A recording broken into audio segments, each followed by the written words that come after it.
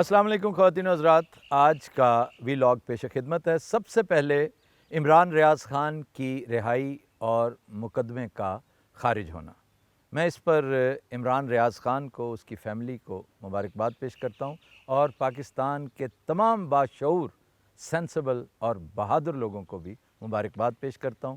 میں جوڈیشری کو سراہتے ہوئے بڑے ادب سے انہیں بھی خراج تحسین پیش کرتا ہوں۔ یہ تو ایک اچھی خبر تھی۔ ایک چھوٹی سی بری خبر یہ ہے کہ اس رہائی سے بعض لوگوں کو بہت تکلیف ہوگی۔ وہ جھلاہٹ کا شکار پہلے ہی ہیں، اس جھلاہٹ میں کئی گنا اضافہ ہو جائے گا۔ چنانچہ احتیاطاً بتا رہا ہوں کہ میاں اسلم اقبال کو، حماد اظہر کو اور فرخ حبیب کو بھی تیار رہنا چاہیے، کیونکہ ان کی بھی لاٹری نکلنے والی ہے۔ بہادروں کی اس لسٹ میں انہیں بھی عنقریب میں شامل ہوتا دیکھ رہا ہوں۔ یہ ہر صورت میں ون ون ہی ہے، اگر آپ ہو جاتے ہیں تب بھی، نہیں ہوتے تب بھی، آپ کا نام انشاءاللہ بہادروں میں ہی لکھا جائے گا۔ احتیاطاً ایک چھوٹا بیگ ساتھ کچھ اپنی ضروری چیزیں وہ بھی بندوبست کر لیں، اور خاص طور پر اپنے وہ موبائل جو آپ کسی کو نہیں دکھانا چاہتے وہ ٹھکانے لگا دیں، اس لیے کہ پہلے ہی سے جو کیو ہے نا، کیو میں ٹائم لائن پر آپ کا نام موجود تھا۔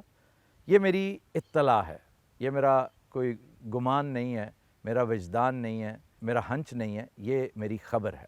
ہو سکتا ہے غلط ہو، اس لیے بہتر یہ ہے کہ آپ وہ بندوبست کر لیں، کیونکہ یہ جو ذلت آمیز سلسلہ ہے نا گرفتاریوں کا، یہ اس وقت تک جاری رہے گا جب تک اس سلگتی ہوئی انا کو تھوڑی بہت تسکین نہیں ہوتی، اور اسی سلگنے کے عمل نے جلاہٹ میں اضافہ کیا ہوا ہے۔ میں ہمیشہ مریم نواز صاحبہ کا نام عزت سے لیتا ہوں، طنز و مزاح کی حد تک ہے، لیکن موکری کا یا ریڈیکیول کا یا حد سے زیادہ تضحیک اور تحقیر کا نشانہ نہیں بنایا۔ البتہ ان کے بزرگان کو جہاں موقع ملے میں ان کے خوب لتے لیتا ہوں، کیونکہ ان کے بارے میں بات کرنا اچھا بھی لگتا ہے، دل کو سکون بھی ملتا ہے۔ مریم نواز ایک اہم سربراہ ہیں، اس وقت پنجاب میں نمبر 1 کی حیثیت سے وہ تشریف لائی ہیں، ایک اہم سیاسی عہدے پر فائز ہیں، تو ان کا استقبال شائن شان ہونا چاہیے تھا۔ اب آپ حیران ہوں گے، اور یہ بالکل میں ٹنگ ان چیک نہیں کر رہا، طنزاً بات نہیں کر رہا، بخدا نہ انہیں انٹائس کر رہا ہوں کہ دیکھیں جی آپ کے ساتھ کیا ہوا ہے۔ یہ سراسر نالائکی ہے، بے حد نالائکی والی بات ہے کہ آپ نے 2,500-3,000 4,000 لوگوں کے ساتھ ان کا استقبال کیا، یا انہیں کہہ دیتے جی 15 دن بعد آ جائیں آپ۔ یہ کوئی بات ہے بھلا؟ اس سے کیا ہوگا؟ اس سے ہمارا نقصان ہوتا ہے۔ ہمارا سے مراد پی ٹی آئی نہیں، کیونکہ میں پی ٹی آئی نہیں ہوں، میری ہمدردیاں پی ٹی آئی کے سربراہ کے ساتھ ہیں، اس کے نظریے کے ساتھ ہے، اس کی سوچ اور اس کی بہادری کے ساتھ ہے، لیکن میں پی ٹی آئی کا ممبر نہیں ہوں، اس لیے کہ میرا کام، میرا منصب مجھے اجازت نہیں دیتا۔ میں نے جب ممبرشپ لے لی تو پھر ادھر سے مجھے خیر بات کہنا پڑے گا۔ تو یہ پریشانی ہمارے لیے، جرنلسٹ کے لیے، اینکرز کے لیے اور اینالسٹ کے لیے ہو سکتی ہے، جو پی ڈی ایم کے ساتھ اختلاف رائے رکھتے ہیں۔ ان کے بارے میں ہر طرح کی بدگمانی اور بری سوچ رکھی جاتی ہے، اور حسب توفیق ان پر عرصہ حیات تنگ کرنے کی کوشش کی جاتی ہے، لیکن آپ نے دیکھ لیا کہ عمران ریاض خان کے پائے استقامت میں 1 انچ کی بھی لغزش نہیں ہوئی۔ وہ چٹان کی طرح اپنی بات پہ قائم ہے۔ نہ صرف وہ، بلکہ چند دن پہلے آپ نے فواد چودھری کی بات بھی سن لی، پھر آپ نے اعظم سواتی کو بھی دیکھ لیا۔ میں روز ان کا تذکرہ کرتا ہوں، اور جیسے میں نے گزارش کی کہ اب آپ ایک نیا دستہ تیار کرنے جا رہے ہیں ان تگڑے سیاسی مجاہدین کا، یہ اس کی وجہ صرف اور صرف مریم نواز کی جلاہٹ میں اضافہ ہے، اور جلاہٹ کا باعث مریم صاحبہ آپ کے یہ پارٹی اکابرین ہیں، جنہوں نے نہ صرف گراؤنڈ ورک نہیں کیا، کوئی سپیڈ ورک نہیں کیا، آپ کو بلا لیا ہے۔ دیکھیں، یہ شو آف مسل کا ایک طریقہ ہے، اور اس میں آپ بری طرح ناکام ہوئے۔ پھر رہی صحیح کسر ساؤتھ پنجاب میں نکال دی گئی۔ ساؤتھ پنجاب میں آپ نے خاص طور پہ میری انفارمیشن کے مطابق سعود مجید سے پوچھا کہ یہ کیا ہے؟ ایک شادی ہال میں آپ نے ارینج کیا ہوا ہے، ہونا کسی پنڈال میں چاہیے تھا، کسی سٹیڈیم میں نہیں تو کم از کم ایک بڑے میدان میں تو ہوتا۔ آپ نے ایک چھوٹے سے شادی ہال میں ارینج کیا، اور وہ بھی آدھے سے زیادہ خالی ہے۔ تو یہ کیا ہے سارا سلسلہ؟ تو دروغ بر گردن راوی سعود مجید کا جواب یہ تھا کہ آپ کی حکومت نے مہنگائی اتنی کر دی ہے کہ اب لوگوں کو لانا مشکل ہو گیا ہے۔ آپ یقین کیجئے یہ مہنگائی کا ایک بہانہ ہے جس کے پیچھے آپ کے پارٹی اکابرین، پنجاب کی ساری تنظیم چھپنے کی کوشش کر رہی ہے۔ ایکچولی آپ کو حقیقت سے آگاہ نہیں کرتی۔ حقیقت یہ ہے کہ آپ کی پارٹی بغیر مہنگائی کیے بھی انتہائی غیر مقبول ہو چکی ہے۔ اس پہ محنت کرنے کی ضرورت ہے۔ میں یہ نہیں کہہ رہا کہ یہ پرماننٹ ہے۔ ایک زمانہ تھا عمران کی پارٹی آپ سے بھی زیادہ گئی گزری تھی، لیکن کوئی پتہ نہیں چلتا سیاسی اتار چڑھاؤ کا۔ خیر، وجہ میں نے بتا دی ہے کہ اب گرفتاریوں کا سلسلہ یا اس کی اگلی لڑی جو ہے جس میں یہ اور اس میں میاں اسلم اقبال کو خصوصی طور پہ ٹارگٹ کیا جانا ہے، اس لیے کہ یہ جو بے وقوف پارٹی لیڈرز ہیں پنجاب میں پی ایم ایل این کے، یہ کہتے ہیں کہ جی لاہور جو آپ کا قلعہ تھا، آپ کا گڑھ تھا، اس میں جو دراڑیں پڑی ہیں اس کی ایک بہت بڑی وجہ میاں اسلم اقبال ہے۔ اگر دیکھا جائے تو Mian Aslam Iqbal deserves a medal for this, کہ تنہ تنہا اس بندے نے اتنے بڑے قلعے کو، یہ چتوڑ کا قلعہ تھا جو اس نے فتح کر لیا ہے، تو اکیلے اسلم اقبال کو قابو کرنے سے حماد اظہر جیسے پڑھے لکھے نفیس شریف آدمی کو پابند سلاسل کرنے سے، اس کے سر پہ بھی غلاف چڑھانے سے، اس کو زد و کوب بھی کرنے سے، پہلے بھی اس نے لاٹھیاں کھائی ہیں، وہ بھی اس کا ایک میڈل ہے۔ پھر فرخ حبیب، خیر اس کا لاہور سے تعلق نہیں ہے لیکن وہ بھی اس فہرست میں شامل ہے۔ تو یہ سب کچھ کرنے کی بجائے بہتر ہے کہ آپ اپنی پارٹی کو مستحکم کرنے کی کوشش کریں، لوگوں کے ساتھ ڈور ٹو ڈور نکلیں۔ یہ بڑا مشکل کام ہے، یہ اب آپ کو کرنا پڑے گا۔ اب امپائر کا ساتھ یہ ایک حد تک ہو سکتا ہے، اس سے زیادہ نہیں۔ یقین کیجئے اب معاملات اور ہیں۔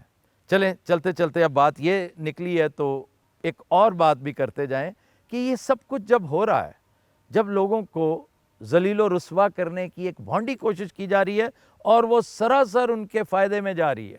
آپ دیکھ لیں، یہ سلسلہ چین ری ایکشن ہے اور یہ 9 اپریل سے شروع ہوا تھا۔ 9 اپریل سے آپ نے ان کے لیڈر کے ساتھ یہ جو کچھ کیا وہ یہاں تھا اور آسمان پہ پہنچ گیا۔ یہی کچھ آپ اس کے پارٹی اکابرین کے ساتھ کر رہے ہیں، صحافیوں کے ساتھ کر رہے ہیں، اینکروں کے ساتھ کر رہے ہیں۔ خیر، اللہ آپ کو توفیق دے، آپ کو ہدایت دے، آپ جو کرتی جا رہی ہیں۔ اور میں دوسروں کے لیے بھی کہتا ہوں کہ وہ بھی جہاں موقع ملے، جہاں گالی دینا ضروری ہو، وہاں اپنے صبر کو آزمائیں تھوڑی دیر مزید۔ میں یہ ہرگز نہیں کہتا، یہ بعض ناعاقبت اندیش لوگ بار بار مجھ جیسوں سے یہ گلا کرتے جی آپ آج بھی دوستی کی تلقین کر رہے ہیں، آپ ٹکرانے کی بات کیوں نہیں کرتے؟ پاگل ہیں آپ کو سمجھ ہے کہ ٹکرانے کا مطلب کیا ہے؟ اس کی بنی بنائی گیم کو آپ تباہ کرنا چاہتے ہیں؟ آپ جیسے نااہل اور نالائق ساتھی جو ہیں، یہ مہربانی کریں اپنی رائے فی الحال اپنے تک رکھیں۔ جب وقت آئے گا نا تو سب سے پہلے ہم آپ کو دعوت دیں گے، آپ باہر نکلیں، سڑکوں پہ آ کے جو کچھ کرنا کریں۔ ابھی وہ وقت نہیں آیا۔ عمران خان سے میں نے گزارش کی تھی، کل رات میں نے میسج بھیجا ہے انہیں، اور وہ عام طور پر یہ ایک بڑی اہم ڈیولپمنٹ ہے کہ عقل و خرد کی بات، یا کم از کم وہ بات جو ان کی عقل کو لگے، دل کو لگے، وہ اس پہ عمل بھی کرتے ہیں، دل سے تسلیم بھی کرتے ہیں۔ اور یقین کیجئے میں ایک بہت میچور عمران خان دیکھ رہا ہوں، بہت ہی میچور۔ یہ ڈیبیکل عمران کو سوٹ کیا ہے، بہت سوٹ کیا ہے، اس کے اندر میچورٹی آئی ہے۔ یہ ریالٹی چیک تھا، میں سمجھتا ہوں۔ اور بہرحال میں نے عمران خان سے یہ گزارش کی ہے کہ آپ جہاں بیٹھے ہیں سکون سے بیٹھے رہیے۔ آپ بہت اچھے اسٹریٹجسٹ ہیں۔ یہ جو آپ نے خاص طور پہ یہ جو ایک چال چلی ہے بہت ہی لاجواب تھی، اسے سیاسی چال کہتے ہیں۔ یہ جو نیشنل اسمبلی الیکشن کی بات تھی، الیکشن نہ لڑنے کا، آپ بھلے سے یو ٹرن کہتے جائیں، جو مرضی سے کہیں، لیکن یہ ایک بہت اچھا فیصلہ ہے۔ آپ سب اپنے ان لوگوں کو دعوت دیں جن کا یہ حلقہ ہے کہ وہ لڑیں اور وہ الیکٹ ہو کے آئیں، تاکہ یہ راجہ ریاض کی کل تو ختم ہو۔ پھر میں نے یہ بھی گزارش کی ہے کہ پرائم منسٹر نے اے پی سی، انہیں پرائم منسٹر کہتے ہوئے ویسے عجیب لگتا ہے لیکن بہرحال وہ پرائم منسٹر ہے، پرائم منسٹر نے اے پی سی کال کی ہے۔ آپ کو انکار نہیں کرنا چاہیے۔ آپ بھلے سے نہیں جا سکتے، نہ جائیں، نو پرابلم، لیکن پارٹی اکابرین کو ضرور بھیجیے، کم از کم 2-3 لوگوں کو ضرور بھیجیں۔ آپ شاہ محمود قریشی کو بھیجیں، اس میں کوئی حرج نہیں ہے۔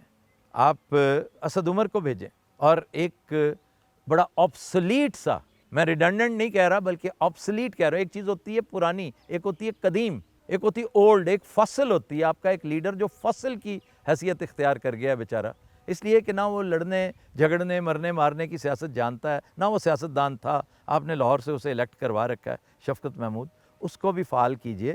وہ بھی ایک ذہین آدمی ہے اور ہیں آپ کو بھی اس سے گلے شکوے یقیناً ہوں گے، تو اسے بھی اے پی سی میں ضرور بھیجیے تاکہ یہ سلسلہ آگے بڑھے. میری چشم تصور دیکھ رہی ہے کہ 15 فروری کے بعد انشاءاللہ صورتحال بہتری کی طرف جائے گی. بظاہر وہ آپ کو سخت اور پریشان کن نظر آئے، لیکن یہ انشاءاللہ تعالی بہتری کا ایک نیا در واہ ہوگا. آخری گزارش اس حوالے سے وہ یہ ہے کہ وہ قوتیں جو یہ سب کچھ ہوتا دیکھ رہی ہیں، اس ریاستی ظلم و جبر کو دیکھ رہی ہیں، وہ آخر خاموش کیوں ہیں؟ They are also sitting back and watching. وہ بھی صرف اور صرف اس وقت کا انتظار کریں گے جب تک بوائلنگ پوائنٹ نہیں آتا. تو بوائلنگ پوائنٹ پتہ نہیں کب آئے گا، ملک کے حالات بہت پریشان کن ہیں. تو جب وہ ٹائم آئے گا وہ انٹروین کریں گے، چاہے نصیحت کی شکل میں کریں، پند و نصائح کی شکل میں کریں، لیکن کریں گے ضرور. وہ صرف واچ کر رہے ہیں کہ ہوا کس طرف جاتی ہے. بس تھوڑے کہے کو زیادہ سمجھیں. آپ سے ملاقات ہوگی اگلے ولاگ میں، تب تک کے لیے اجازت.